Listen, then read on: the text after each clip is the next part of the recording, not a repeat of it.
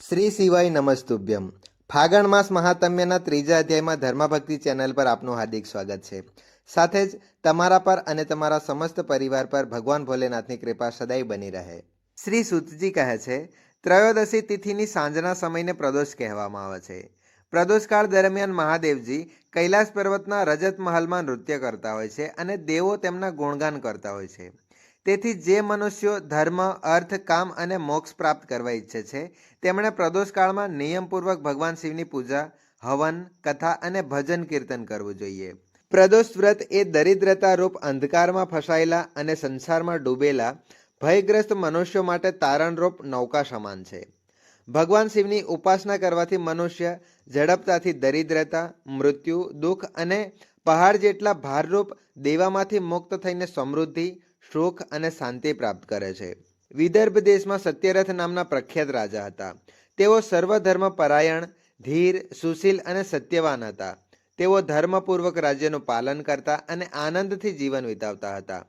એક દિવસ સાલ્વ દેશના રાજાઓએ વિદર્ભ નગર પર આક્રમણ કર્યું અને તેને ચારે તરફથી ઘેરી લીધું. જ્યારે વિદર્ભ રાજાએ પોતાના રાજ્યને શત્રુઓથી ઘેરાયેલું જોયું ત્યારે તેઓ મોટી સેના સાથે લઈને યુદ્ધ માટે નીકળ્યા. સાલ્વ દેશના ક્ષત્રિયો સાથે અત્યંત ભયાનક યુદ્ધ થયું. વિદર્ભ રાજાએ અનેક શત્રુઓનો સંહાર કર્યો, પણ અંતે તેઓ પણ શત્રુઓના હાથે વિધ્વંસિત થઈ ગયા, એટલે કે તેઓ મૃત્યુ પામ્યા. રાજાના મૃત્યુ પછી તેમની બચી રહેલી સૈન્ય ટુકડીઓ જીવ બચાવીને ભાગી ગઈ. તે સમયે વિદર્ભ રાજાની પત્ની રાણી સત્યરંજન રાજ્ય છોડીને પશ્ચિમ દિશા તરફ નીકળી ગઈ. તે સમયે રાણી ગર્ભવતી હતી.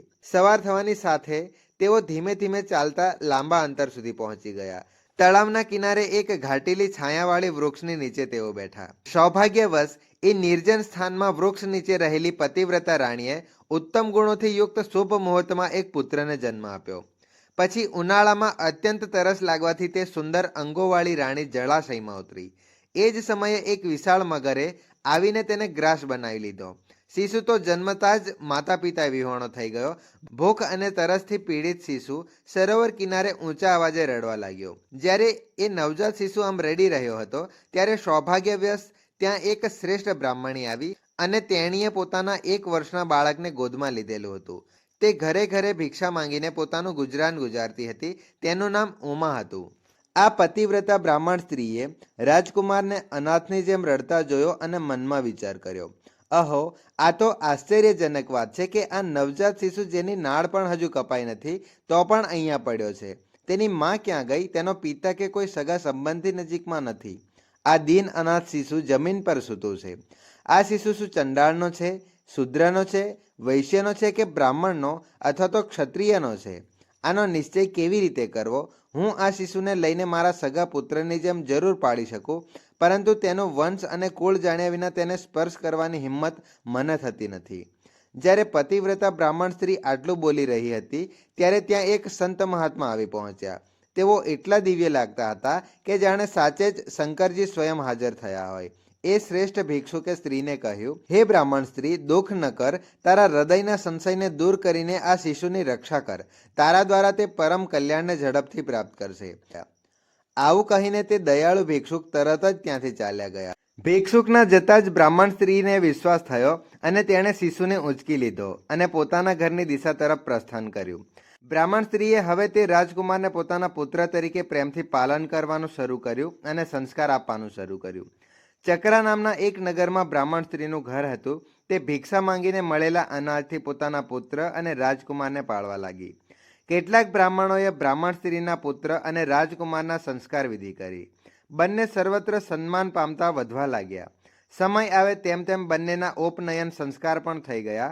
હવે બંને એક સાથે રહીને નિયમોથી જીવન જીવવા લાગ્યા. તેઓ દરરોજ માતા સાથે ભિક્ષા માંગવા માટે જતા હતા. એક દિવસ એ બ્રાહ્મણ સ્ત્રી બંને બાળકો સાથે ભિક્ષા માંગતી દેવી મંદિરમાં પહોંચી. ત્યાં અનેક મહાન ઋષિ મુનિઓ રહેતા. તેઓએ બંને બાળકોને જોયા ત્યારે અત્યંત બુદ્ધિશાળી સાંડિલ્ય મુનિ બોલ્યા, અહો, ઈશ્વરની લીલા ખૂબ જ અજાણી છે. પાપ અને પુણ્યનો પ્રભાવ બદલવો કોઈ જીવ માટે સહેલું નથી. જુઓ, આ બાળક બીજી માતાની શરણ લઈને ભિક્ષા વડે પોતાનું જીવન ગુજારી રહ્યો છે. આ બ્રાહ્મણ સ્ત્રી તેને માતા સમાન મળી છે, એટલે તે બ્રાહ્મણ પુત્રની જેમ જ બ્રાહ્મણ સંસ્કૃતિમાં જ ઉછરી રહ્યો છે. સાંડિલ્ય મુનિના આ વચનો સાંભળીને બ્રાહ્મણ સ્ત્રીને મોટું આશ્ચર્ય થયું. તેણે ભરી સભામાં મુનિને પ્રણામ કરીને પૂછ્યું, હે મહાન બ્રાહ્મણ, એક સંન્યાસીના કહેવા પર જ હું આ બાળકને મારા ઘરે લાવી હતી. જો કે હજી સુધી હું તેના વંશ વિશે કંઈ જ જાણતી નથી, છતાં મેં તેને મારા પોતાના પુત્ર તરીકે જ ઉછેર્યો છે. હે મુનિવર, તમે જ્ઞાનચક્ષુ ધરાવો છો. હું તમને પ્રાર્થના કરું છું કે કૃપા કરીને મને જણાવો કે આ બાળક કયા વંશમાં જન્મેલું છે અને તેના માતા પિતા કોણ છે.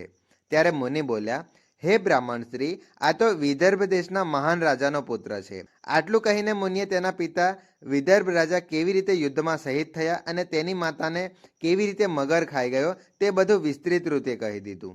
આ સાંભળીને બ્રાહ્મણ સ્ત્રીને હજુ પણ વધુ આશ્ચર્ય થયું. તેણે વધુ પ્રશ્નો કર્યા. હે મહામુનિ, તે મહારાજા શા માટે તમામ વૈભવ છોડીને યુદ્ધમાં મૃત્યુ પામ્યા? આ બાળક આટલી ગરીબીમાં કેમ આવી ગયું અને હવે તે ફરીથી રાજ્ય કેવી રીતે પ્રાપ્ત કરી શકશે?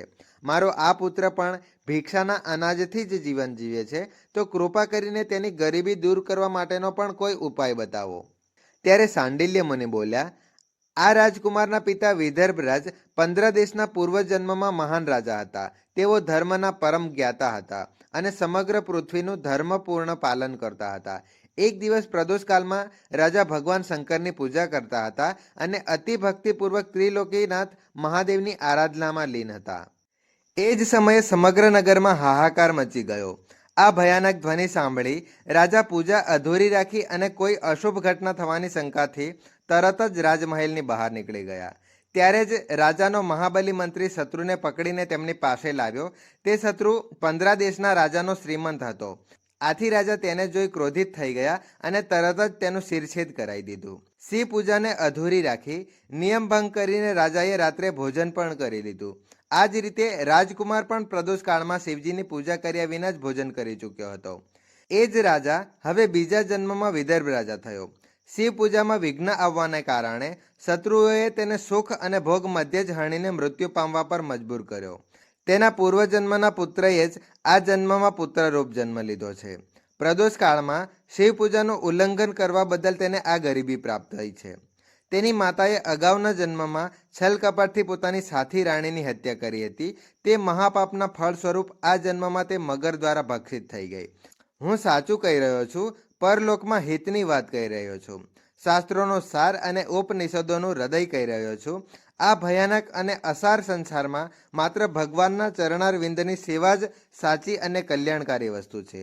જે લોકો પ્રદોષકાળે અનન્ય ભક્તિપૂર્વક પરમેશ્વરના ચરણોની પૂજા કરે છે, તેઓ આ સંસારમાં સદાય ધન, ધાન્ય, પત્ની, પુત્ર, ભાગ્ય અને સંપત્તિમાં સર્વશ્રેષ્ઠ બનતા જાય છે. હે બ્રાહ્મણી, તમારો આ પુત્ર પૂર્વજન્મમાં ઉત્તમ બ્રાહ્મણ હતો, પરંતુ તેણે સમગ્ર આયુષ્ય ફક્ત દાન લેવામાં જ પસાર કર્યું. તેણે યજ્ઞ અને અન્ય સત્કર્મો ક્યારેય કર્યા નથી, જેના કારણે આ જન્મમાં તેને ગરીબી પ્રાપ્ત થઈ છે. આ દુઃખમાંથી મુક્તિ માટે તેને હવે ભગવાન શંકરની જ શરણ લેવી જોઈએ. શ્રી સુતજી કહે છે, મુનિ દ્વારા આ વાત સાંભળ્યા પછી સાધ્વી બ્રાહ્મણીએ સાંડિલ્ય મુનિને નમસ્કાર કરી અને શિવ પૂજાની વિધિ વિશે પૂછ્યું.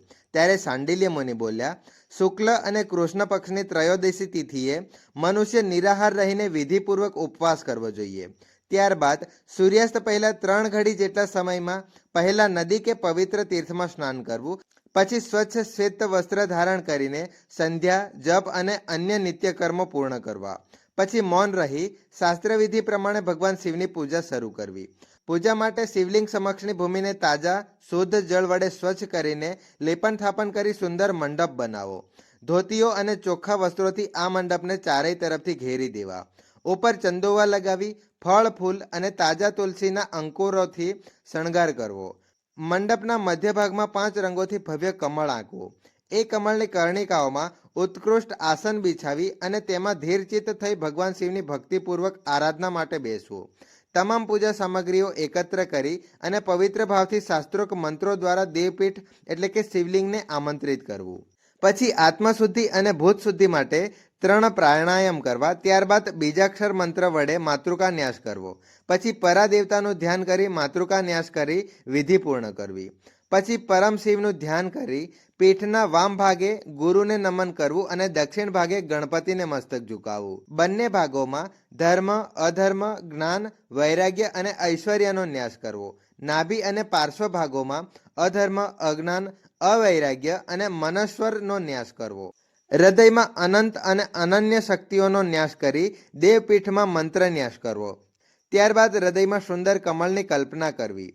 એ કમળ નવ શક્તિઓથી યુક્ત અને અતિ વિભૂષિત હોવું જોઈએ. એ કમળની મધ્યમાં કરોડો ચંદ્રમાઓ સમાન તેજસ્વી ઉમાપતિ ભગવાન શિવનું ધ્યાન કરવું. કયા સ્વરૂપમાં ધ્યાન કરવું?